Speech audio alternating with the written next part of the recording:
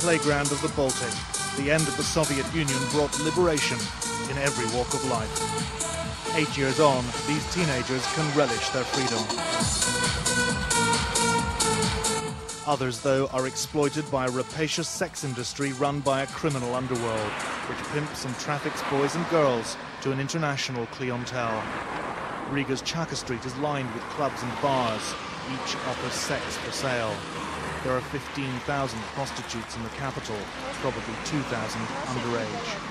Prostitution is legal and highly visible. Hidden, a growing problem of organised child sexual abuse, with the involvement, it's alleged, of top politicians. Allegations which remain unanswered.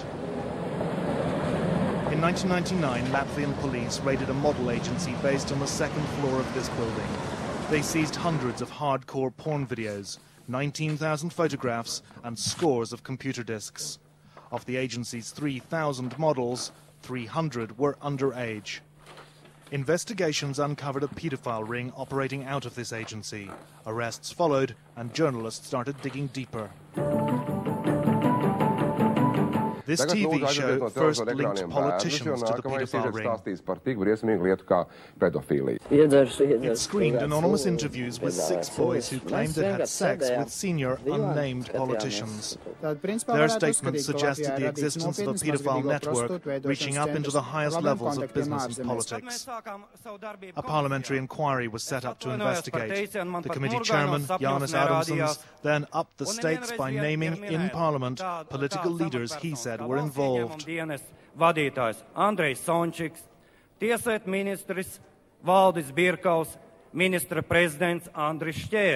Before he resigned, we put the allegations. The accusation against you is a serious one. Are you guilty? Absolūti nē. Par to nav nekādu šaubu. Ne man, es domāju, ne lielākai daļai Latvijas sabiedrības. Un kā jau es to esmu arī pieteicis visiem izmeklētājiem un sabiedrībai, es esmu gatavs dot jebkuras liecības. Absolūti lielākai daļai sabiedrības ir pilnīgi skaidrs, ka tās ir politiskas spēles.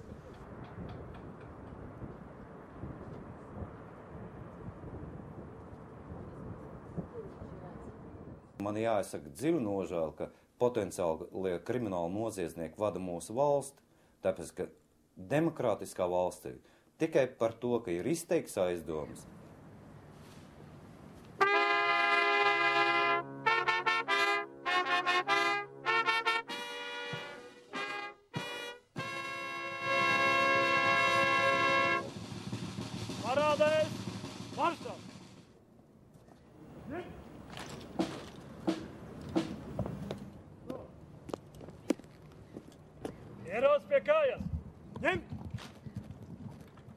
Un arī vēl citu tautību piedošie bija šai deportētos. What with Western values of freedom of choice and democracy and openness and the free market and the goods bought and sold to the highest bidder, well, human bodies have become a marketable commodity, including the bodies of underage children.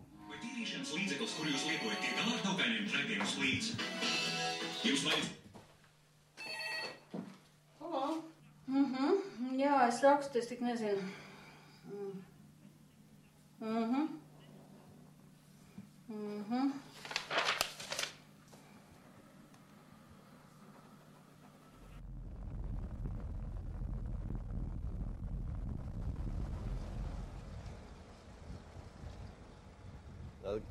Galvenā ļaunuma sakne ir pedofilijai un prostitūcijai tā, ka daudzās ģimenēs valda vienkārši drausmīga nabadzība.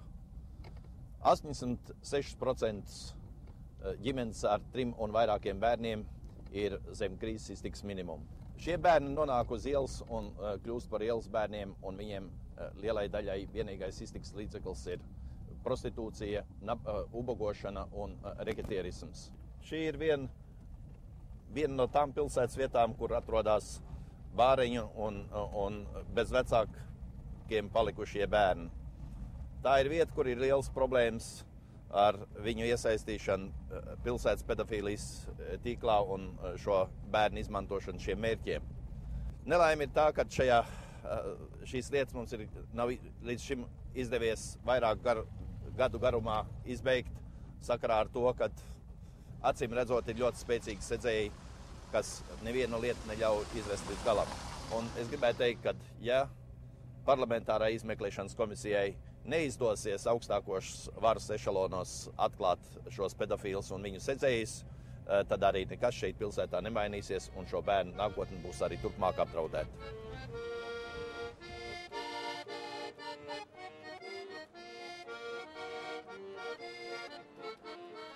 Un nolūks ir viens, nevis izglābt Čakielas meitenes, kas tur drāžās tagad vēl aiziet naktī apstieties, no 12 gadiem stāv. Neviens no komisijas locekļiem nav gājis viņu glābt. Mēs varam mest viņu augstā vēl. Tas ir kāds problēmas bija. Mums jums vajadzīgs, mums pietiek izvisām. Nu, kas šķiet?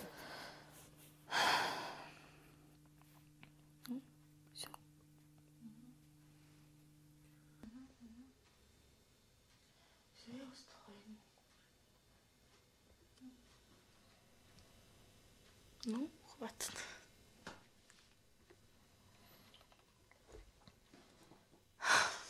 Можно сказать, что вот как я чувствую, что я не живу, да, как будто я умерла, и как будто я мучаюсь, это все в аду. У меня нет смысла к жизни, честно. Верите? Нет, но у меня смысла просто нет. Мне не за что зацепиться, чтобы жить. Чтобы стремиться к этой жизни. Нету такого просто. Я живу так вот. Сегодня поработала, покушала там и спать. Встала, накрасилась, опять на работу. Tanya decided not to return to the bar.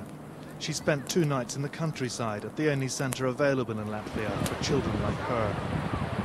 Latvia's top forensic psychologist has come back to the centre to visit some of the children she's treated. We asked Ilza Vietnari whether Adamson's allegations in Parliament had surprised her.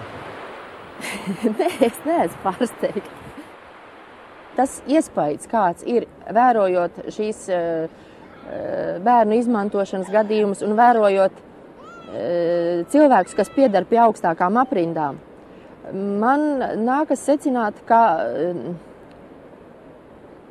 tie cilvēki, kuri atrodas augstākajos valdības līmeņos, viņi pamazām iegūst tādu pārcilvēku sindromu, supermena sindromu. Ja? Viņi uzskata, ka viņiem pienākās vairāk, viņiem pienākās kaut kādas speciālas baudas, izprieces. Tas nozīmē, ka viņiem rodas arī šī nesodāmības sajūta. After Adamson's made his allegations in Parliament, they didn't talk about the victims. The then Justice Minister, Valdis Burkhardt, denounced the claims. He was incensed by what he branded a malicious smear campaign. I'm going on a hunger strike, he said. It'll be a fight for the truth. We ourselves found a boy who had persistently claimed to us that he'd had sex with a cabinet minister.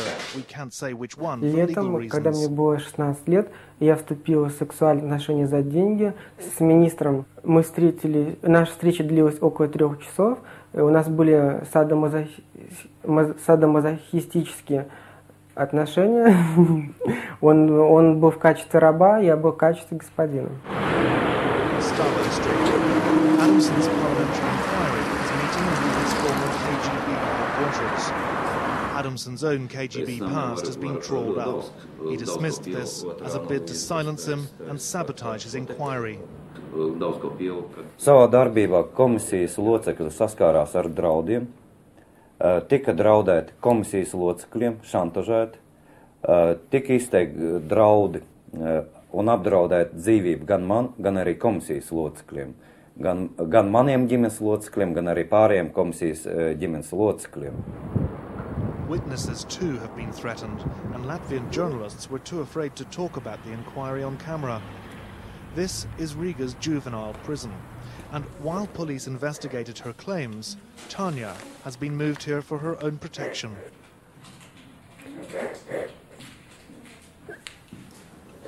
There's nowhere else to go. Latvia simply doesn't have the skilled psychotherapists needed to deal with the numbers of abused children.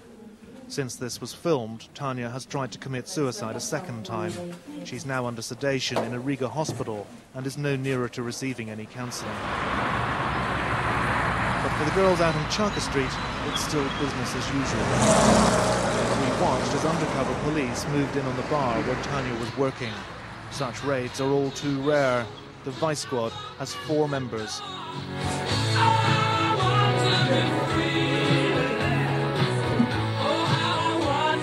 Above the bar, 3 pimps, 15 prostitutes and 2 clients have been rounded up.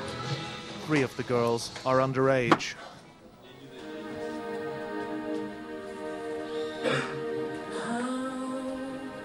A 15-year-old girl lies drugged on the floor.